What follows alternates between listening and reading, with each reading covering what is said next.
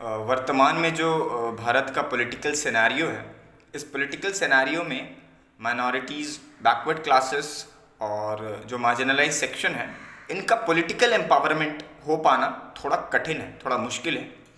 क्योंकि जो ruling government है वो कहीं ना कहीं एक प्रयास कर रही है कि मेजॉरिटी जो है हमारे देश का, उसको जो है कि पोलराइज कर सके। तो ऐसे सिचुएशन में माइनॉरिटीज़ को क्या करना चाहिए, ऐसे सिचुएशन में जो मार्जिनलाइज सेक्शन है उसको क्या करना चाहिए। एक सत्य जो सबसे पहले आपको एक्सेप्ट करने की ज़रूरत है वो यह कि एक डेमोक्रेसी के अंदर में माइनॉरिटीज़ का पॉलिटिकल एम्पावरमेंट कहीं ना कहीं एक बड़ा ही यूटोपियन सा विजन है जो कि नेक्स्ट टू इम्पॉसिबल है। आपका जो सोशल स्टेटस है, आपका जो डेवलपमेंट है, जो आपकी प्रॉस्पेरिटी है, वो मात्र एक चीज़ से पॉसिबल है और वो है बेहतर शिक्षा, द क्वालिटी एजुकेशन। जब आप बेहतर शिक्षित हो पाएंगे, जब आप बेहतर आला पोस्टों में पहुंचेंगे, अधिकारी बनेंगे, इसके अलावा आप बेहतर लॉयर्स प्रोड्यूस करेंगे, आप बेहतर जर्नलिस्ट प्रोड्यूस करेंगे, आप बेहतर डॉक्टर्स प्रोड्यूस करेंगे, तो मैं समझता हूँ कि फिर डेमोक्रेसी के अंदर संविधान के दायरे में रहते हुए आपका कोई भी एक्सप्लॉयटेशन नहीं कर सकता।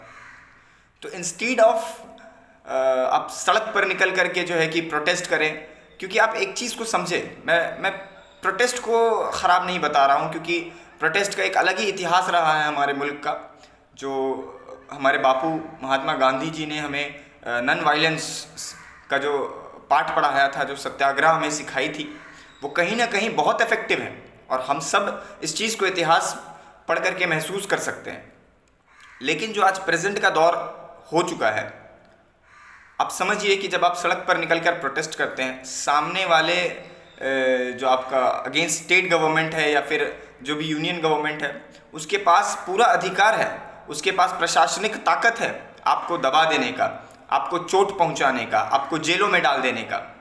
तो मेरा सवाल यह है कि जो हमारा क्रीम टैलेंट है, जो हमारे पढ़े लिखे इंटेलेक्चुअल्स हैं, यदि वो जेलों के अंदर जाकर सड़ने लगेंगे तो कैसे हम उस जो है कि डेवलपमेंट की तरफ हम जा पाएंगे, प्रॉस्पेरिटी की तरफ जा पाएंगे।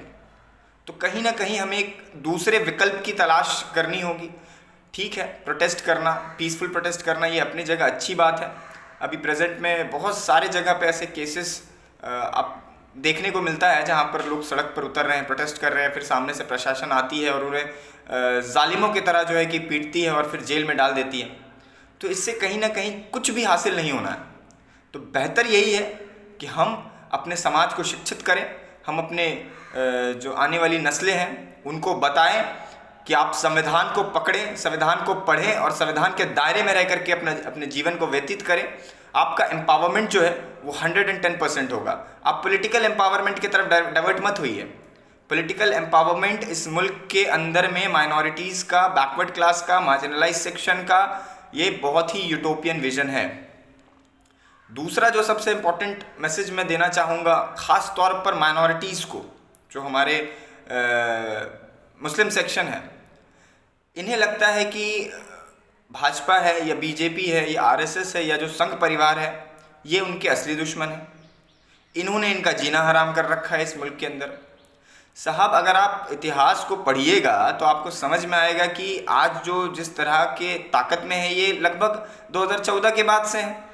उससे पहले आपको किसने रोक रखा था डेवलपमेंट के रास्ते में, या आपको प्रॉस्पर होने के लिए किसने रोक रखा था? आपको किसी ने शिक्षा का आपसे किसी ने शिक्षा का अधिकार छीना था? उससे पहले तो आपके हिमायती लोग थे ना, कांग्रेस थे और तमाम तरह के, मैं स्पेसिफिकेशन नहीं करना चाहूँगा, लेकिन ऐसे लोग थे ना जो आज के डेट में कहते हैं कि हम मुसलमानों के साथ है।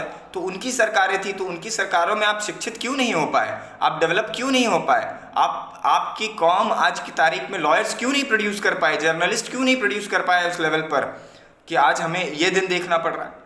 तो आप यकीन मानिए, मैं बिल्कुल कहता हूँ, चलिए आरएसएस जो है आपका दुश्मन है, वो आपको सामने से वार करता है, लेकिन सामने से वार करने वाला उतना खतरनाक नहीं है, क्योंकि आप उसके चाल को समझ सकते हैं, आप उससे प्रॉपर सेल्फ डिफेंस कर सकते हैं। लेकिन ये समझना बहुत ज़रूरी है कि हमें पीछे से कौन वार कर रहा है।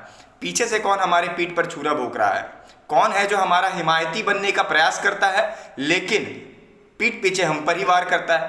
तो ये चीज़ समझिए, चाहे वो झारखंड में जो रांची में हिंसा हुई जिसमें एक बच्चे की जान गई, या फिर आप अभी प्रेजेंट हैदराबाद में पुलिस का लाठीचार्ज हुआ, तो आप इस चीज़ को समझिए। जब आप संविधान को पढ़िएगा ना तब आपको पता चलेगा कि ये जो पुलिस है, police is entirely a state subject, ये स्टेट के अंदर है एक्सेप्ट हमारे कैपिटल को छोड़ करके। तो ये जो है आपका स्टेट सब्जेक्ट है, यानी कि स्टेट गवर्नमेंट के हाथ में होता है। तो अब ये सोचने वाली बात है कि Jharkhand it is not ruled by BJP, Telangana it is not ruled by BJP, और वो हैदराबाद वो गढ़ किसका है। ये चीज़ें आप समझिए कि कौन है जो सामने से मुस्लिम हिमायती बनने का प्रयास करता है लेकिन उसकी आड़ में खुद को पॉलिटिकली एम्पावर करता है, और पूरी कौम मतलब जाए भाड़ में, उनको कोई मतलब नहीं। तो यह चीज़ जो है आपको विचार करना होगा, बार बार सोचना पड़ेगा, पढ़ना पड़ेगा, समझना पड़ेगा कि ये जो पूरा एक्टिविटी हो रहा है इसके पीछे असल में लोगों की मंशा क्या है, असल में आपके जो मुस्लिम हुक्मरान हैं उनकी मंशा क्या है। कहीं ऐसा तो नहीं कि वो आपको बलि का बकरा बना करके अपनी राजगद्दी सेव करना चाहते हैं। तो ये चीज़ को समझिए कि वाकई में इस मुल्क के अंदर में अगर आपको कोई पीड़ा पहुंचा रहा है, आपके डेवलपमेंट में कोई जो है कि पत्थर का काम कर रहा है, तो वो कौन है। इस चीज़ को बारीकी से समझने का प्रयास कीजिए, और अगर आपको कोई प्रश्न है तो आप बेशक कमेंट सेक्शन में आप पुट कीजिए, मैं उसका बिल्कुल जवाब दूंगा आपको।